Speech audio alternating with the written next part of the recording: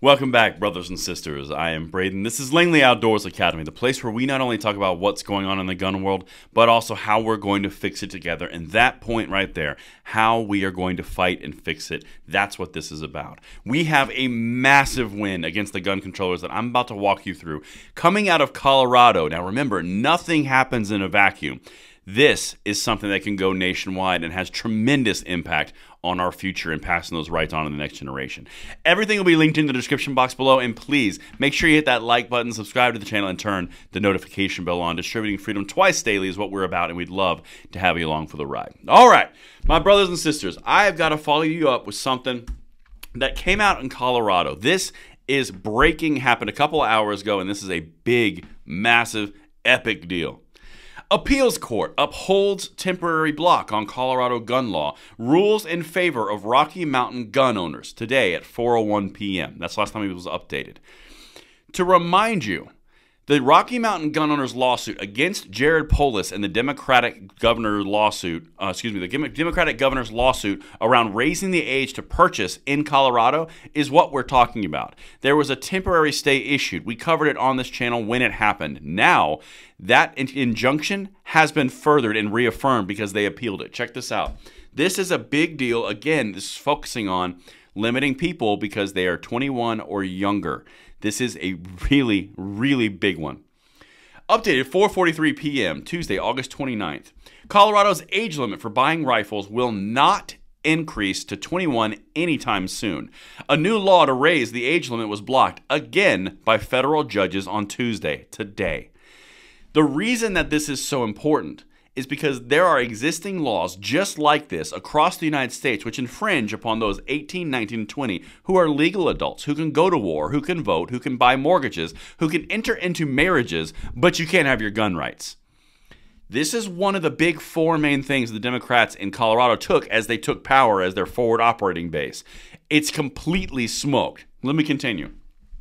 The decision from the 10th Circuit Court of Appeals means that 21-plus gun law will remain on hold as the larger court battle continues, perhaps for a year or longer. This is big because the first one was preliminary. A district court judge issued an injunction blocking the law in August, the same day it was supposed to take effect. We covered that. Governor Polis' office filed an emergency motion asking the appeals court to temporarily allow the 21 to purchase limit to go into effect while the state appealed the decision. They tried to pull an ATF. That was a big part of our previous video on the same topic. We know it's unconstitutional, and we know you think it's bad, but can we just put it into effect while we wait the rest of the laws? That way we can have our cake and eat it too? No. Bad Democratic governor in Colorado. But on Tuesday, 10th Circuit Court of Appeals Judge Carolyn McHugh and Nancy Moritz denied that request. Denied. Do not pass go. Do not go to enactment. Let's continue. I'm having fun. Quote, we're going to file a motion to essentially turn the preliminary injunction into a permanent injunction so we don't have to go to trial, he said. If not, we suspect a trial will be in the next year.